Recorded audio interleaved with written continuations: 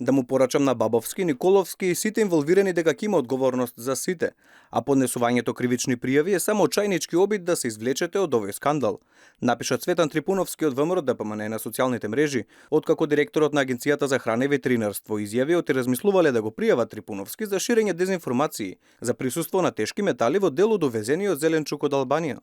Да сме начисто, пестициди и тешки метали се детектирани во овошјето и зеленчукот кои се увезени во Македонија. Тоа недвосмислено го потврдуваат анализите кои ги презентирав на јавноста.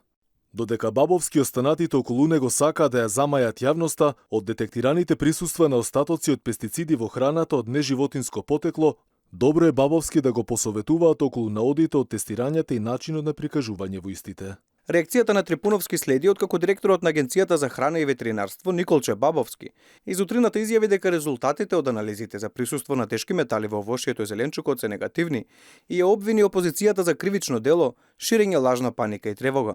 Ширење на лажна паника и тревога, можем да речеме кривично дело. Значи, сите овие резултати кои што се однесува конкретно на резидуи од метали или присуство на тешки метали, сите се негативни резултати.